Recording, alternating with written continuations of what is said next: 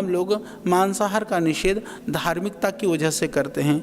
वस्तुतः धर्म के विरुद्ध तो है वो, क्योंकि वह प्राणी हिंसा से ही प्राप्त होता है मांस। और दूसरी बात यह है कि आजकल ठीक है वो बिना हिंसा के भी मांस की बात की जाती है, परंतु फिर भी उसको तमोगुण आहार माना गया है।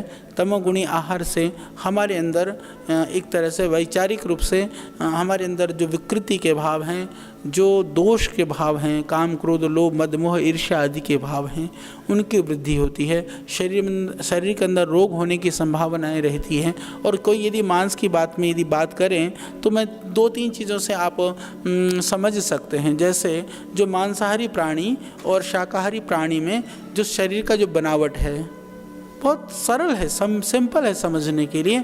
जैसे गाय, भैंस, बकरी, भेड़, जो पशु हैं जो शाकाहार जो घास फूस पर रहते हैं, उनका जो शरीर का बनावट होता है और उनकी जो इंटेस्टाइन होती है वो लंबी होती है, क्योंकि घास को पचने के लिए वो एक समय की आवश्यकता होती है। उसी तरह से उनकी इंटेस्टाइन लंबी होती है। परंतु कुत्ता, बिल्ली या हम कहें कि ये जो शेर वगैरह, चीते, इनके अंदर इनकी आंतें छोटी होती है, क्योंकि मांस को बहुत देर तक आंतों में रहने से वो सड़ता है, रोग पैदा करता है, वो जल्दी से हजम होकर के निकल जाए, इस तरह की आंतों की बनावट होती है।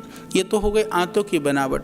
दूसरी बात उनके दांतों की बनावट में, हालांकि कई लोग ऐसा कहते हैं कि आदमी के भी तो देखो साइड के जो 2 दांत होते हैं वो थोड़े से नुकीले होते हैं। पहले नुकीले थे, घिस घिस करके कम रह गए। अरे भाई जब नुकीले थे आज तो नहीं है।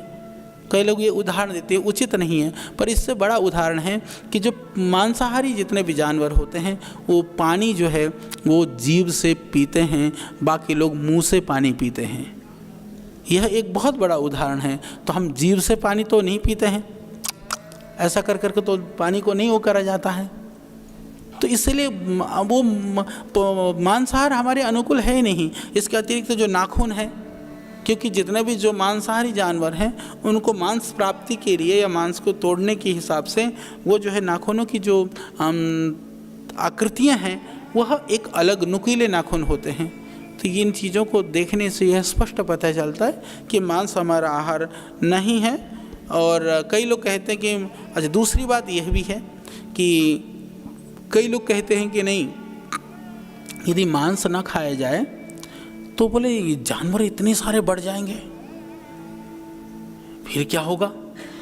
पर मैं आपकी जान, और फिर बोला इतने अनाज भी पैदा नहीं होता। अच्छा, लोगों को समझ में नहीं आता, वो कहते थे। फिर बोला तो अनाज का टोटा पड़ जाएगा। यदि मांस खाना बंद कर दें आदमी तो बोले फिर अनाज तो कम हो जाएगा, सबके लिए पूरा भी नहीं होगा। उनको मैं ये कहना चाहता हूँ कि 1 किलो मांस पैदा करने के लिए 3 किलो से 5 किलो अनाज की आवश्यकता होती है। 1 किलो जो आपको मांस मिलता है वह 3 किलो से 5 किलो अन्न के द्वारा पैदा होता है। जितने भी सूअर है, मुर्गे हैं, बकरी वगैरह हैं, बकरी वगैरह तो फिर भी घास घूस खा लेती है, सूअर तो घास भी नहीं खाता।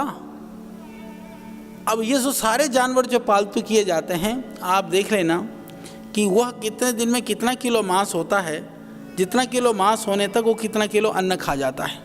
ये दुनिया का रिकॉर्ड है। और उसके बाद जो ग्लोबल वार्मिंग वगैरह की जो समस्याएं हैं, और इससे भी बड़ी बात हमारे शास्त्रों में तो ये कहा गया कि जब हम पशु को मारते हैं ना, उसके अंदर से इस तरह की एक औरा निकलती है, इस तरह की आह निकलती है। जैसे कहते हैं ना, हमारे यहाँ परंपरा में कहा जाता है कि किसी की आह मत लेना, तो वो चीज़ निकलती है, तो वह तो इस पूरे वातावरण को प्रदूषित कर देती है, यहाँ पर तनाव में युक्त कर देती हैं। तो ये सारी चीज़ ये तो अलग है। और जो उसके शरीर में से जो जहरीले, ये कोई ज़रूरी थोड़ी है कि जितना भी पैरामीटर्स बने हुए हैं, जितना भी आज जो एक्टिव चीज़ों को मैपिंग की जाती है, उसके अतिरिक्त कोई तत्व नहीं है। बहुत सारे ऐसे तत्व हैं जिनको मापा नहीं जा सकता है। तो इसी तरह से सुख को नहीं माप सकते आप, दुख को नहीं माप सकते हैं, तो आह को भी नहीं माप सकते हैं। पर वो मांस खाएंगे तो वो हमारे आपके शरीर में रहेगा, तो वह कभी भी आपको सुख शांति कभी नहीं देगा, वो कहीं ना कहीं आपको बेचैनी ही पैदा करेगा। इसलिए हमको उससे बचना चाहिए।